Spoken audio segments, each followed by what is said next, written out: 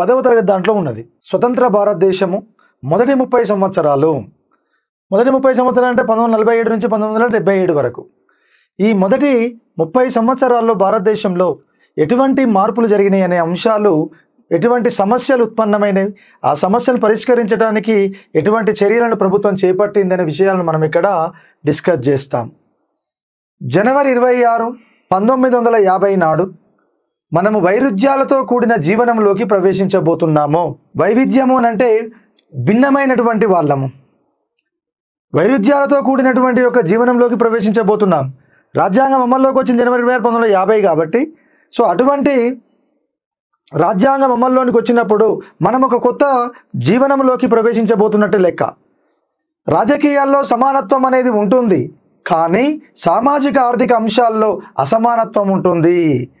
రాజకీయాల్లో సమానత్వం ఉంటుంది అనేది వాస్తవం, కానీ అదేవిధంగా ఆర్థిక అంశాల్లో అసమానత్వం ఉంటుంది, సామాజిక అంశాల్లో కూడా అసమానత్వం అనేది ఉంటుంది. రాజకీయాల్లో ఒక వ్యక్తి ఒక ఓటు ఒకే విలువ అన్న సూత్రాన్ని గుర్తించబోతున్నాము. ఇది వాస్తవం. డబ్బు ఉన్నవానికి, డబ్బు లేని వానికి, చదువుకున్న వానికి, చదువుకోని వానికి, వయోజనులందరికీ కూడా ఎటువంటి వివక్షత లేకుండా ఒకటే ఓటునిచ్చినాం. ఓటు విలువ కూడా ఒకే రకంగా ఉన్నది. ఒక వ్యక్తికి ఒక ఓటు ఇచ్చినాం, ఆ ఇచ్చిన ఓటుకు ఒకే విలువ ఉంటుంది. అయితే సామాజిక ఆర్థిక జీవితంలో మనకున్న సామాజిక ఆర్థిక వ్యవస్థ వల్ల ఒక వ్యక్తి ఒక విలువ అన్న సూత్రాన్ని తిరస్కరిస్తూనే ఉంటాము. వైరుధ్యాలతో కూడిన ఈ జీవితాన్ని ఎంతకాలం భరిస్తూ ఉందాం అంటే, వైరుధ్యాలతో కూడినటువంటి ఈ జీవితాన్ని ఎంతకాలం భరిద్దాం? ఎంతకాలం మన సామాజిక ఆర్థిక జీవితాలలో సమానత్వాన్ని సాధించకుండా ఉందాం? ఇలా ఎక్కువ కాలము కొనసాగనిస్తే మన రాజకీయ ప్రజాస్వామ్యమే ముప్పునకు లోనవుతుంది.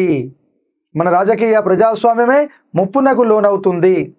ఈ వైరుధ్యాన్ని సాధ్యమైనంత త్వరగా పరిష్కరించాలి. ఈ వైరుధ్యాన్ని సాధ్యమైనంత త్వరగా పరిష్కరించాలి. లేకపోతే అసమానత్వముతో పీడించబడుతున్న వాళ్ళు ఈ రాజ్యాంగ సభ కష్టపడి నిర్మించిన రాజకీయ ప్రజాస్వామిక వ్యవస్థను కుప్పకూలుస్తారు అని అంబేద్కర్ చెప్పిండు. ఓకేనా?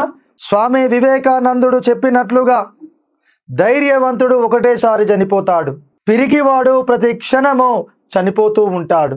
అందుకే మనం ఏదో ఒకటి నిర్ణయం తీసుకోవాలి, గట్టిగా పోరాటం చెయ్యాలి, సమానత్వాన్ని ఏర్పాటు చెయ్యాలి అని అంబేద్కర్ భావించాడు.